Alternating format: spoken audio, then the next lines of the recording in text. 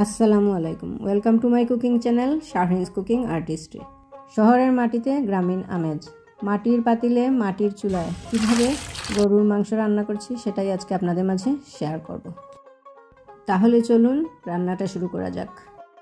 Half cup সরিষার তেল দিয়ে দিলাম। তেল দিয়ে আমি ভালো করে পাতিলের চারপাশে লাগিয়ে দেব, না হলে পাতিলটা ফুটে যাওয়ার চান্স আছে। এখন দিয়ে দিলাম দারচিনি, এলাচ ও তেজপাতা। এখন দিয়ে দিচ্ছি 1.5 কাপ পেঁয়াজ কুচি।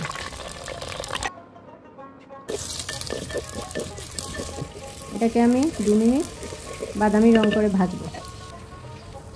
2 টেবিল চামচ রসুন বাটা, 2 টেবিল চামচ আদা বাটা। এটাকে আমি 2 মিনিট কষাবো।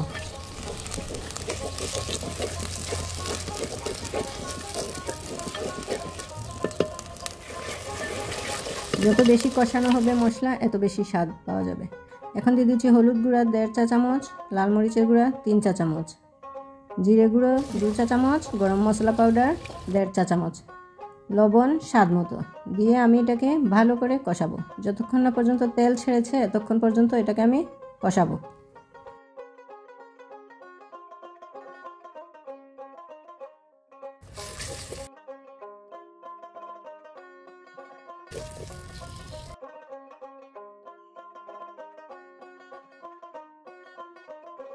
তেল উপরে উঠে এসেছে, এখন আমি গরুর মাংস দিয়ে দিচ্ছি।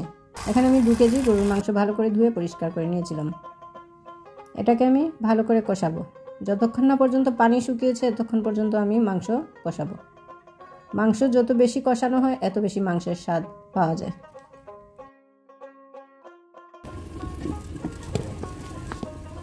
মাংসটা সেদ্ধ হোক, আমরা এতক্ষণে প্রকৃতি থেকে ঘুরে আসি।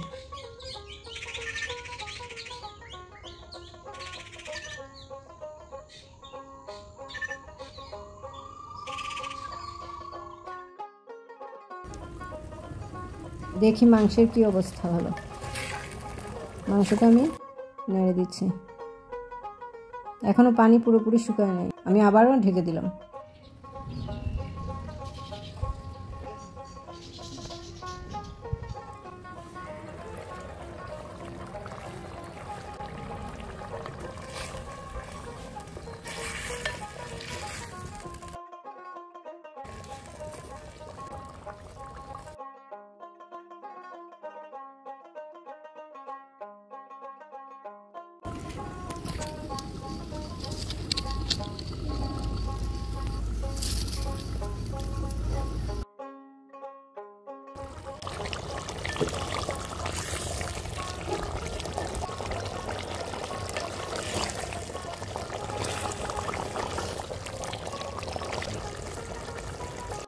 মাংস কষানো হয়ে গেছে। এখন আমি এখানে 5-6টা আলু টুকরো করে কেটে নিয়েছি।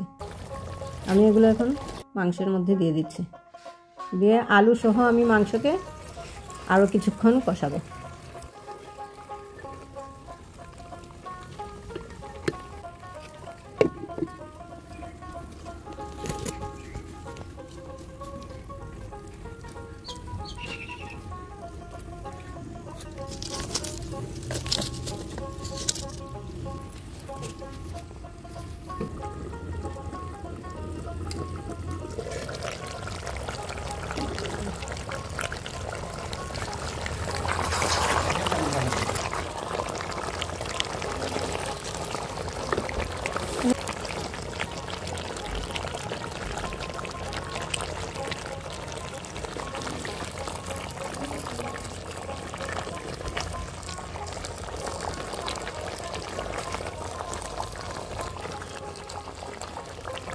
মাংস কষানো হয়ে গেছে। এখন আমি এতে গরম পানি দিয়ে দিচ্ছি। গরম পানি এটা যতটুকু প্রয়োজন ততটুকুই দিচ্ছি।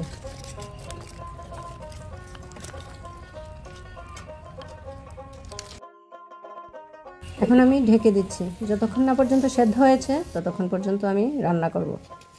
মাটির চুলার রান্না কারা কারা খেয়েছেন তারা বলতে পারবেন আসলে মাটির চুলার রান্নার স্বাদটা কি অসাধারণ, আর এত সুন্দর একটা ফ্লেভার আসে, খুবই অসাধারণ মাটির চুলার রান্না।